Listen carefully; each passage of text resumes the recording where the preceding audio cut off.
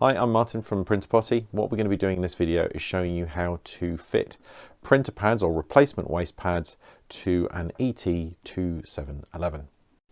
On this particular printer, the waste ink pads are actually located behind this panel in the rear right hand side of your printer when you're actually looking at it from the front. So what we need to be able to do is remove this screw here to remove this access panel.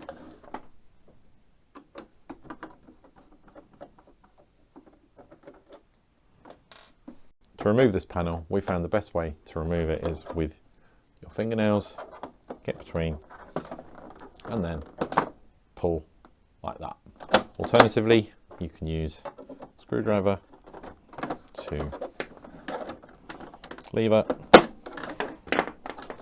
get hold, and then again pull. Okay. This is your waste pad holder or waste tank. What we need to do now is remove this screw. Place that to one side, and the tank slides out this way. So now that you've removed your pad holder, it's now time to replace them. We've come up with a product which basically replaces only the pads. You've got it in two forms. You can buy it as a single pack, which contains just the one set of pads like this. The second option is a double pad pack, which comes in a nice letterbox friendly envelope. And what you get is basically double the number of physical pads so that you can have a spare set standing by, and you've only paid for postage once. Before you take any pads out, you will definitely need some kind of container to put your pads into. Okay, so once you've done that, what you're doing is you're removing your pads from the holder one at a time. As you can see from this particular demonstration, these pads aren't particularly full, so I wouldn't really be changing them. This is a faulty printer, but these will usually be very, very wet with ink, so you will want to avoid squeezing them or anything like that. But just for the purposes of demonstration, what we do is remove all of the pads from the unit.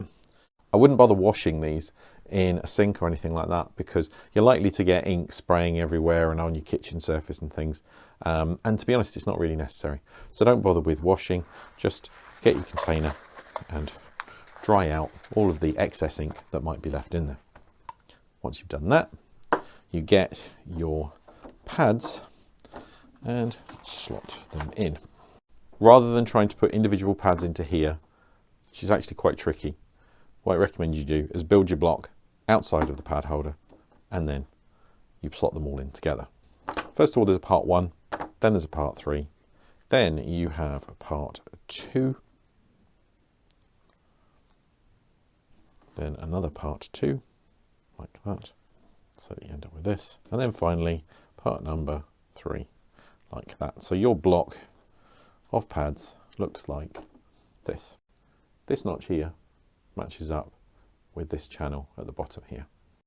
Now that we've got our block of pads, we then need to feed them in. Now, you may have noticed this is quite thick. These pads are overly thick and aren't going to go in very easily into there without a bit of a fight. In this particular instance, because there's so much over thickness with these, what I'd recommend you do is actually take one of these pads out, put it to one side, and then put the remainder in. So even if you've got really thick pads, I'd recommend just leave one of those pads out, put the ones that you've got remaining in like that, and so long as you don't have big gaps, which you don't have here, you'll be fine.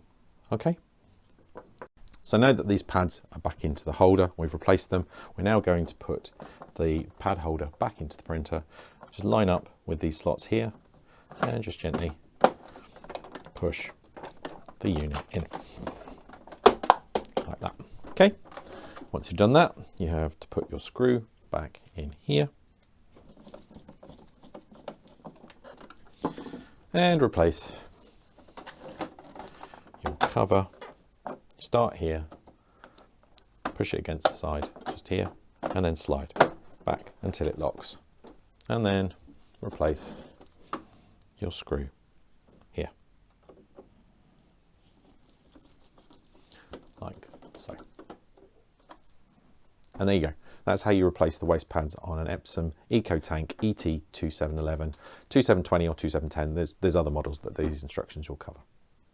Please do give us a thumbs up or a like if you found this video useful. Subscribe if you're interested in this content, because there will be more coming in the future. And leave us a comment if you'd like to. We'd love to hear from you, particularly if you've got constructive feedback as to how we can make these instructions easier to follow or better. Okay, anyway, thanks very much for watching. We'll see you in the next one. Cheers.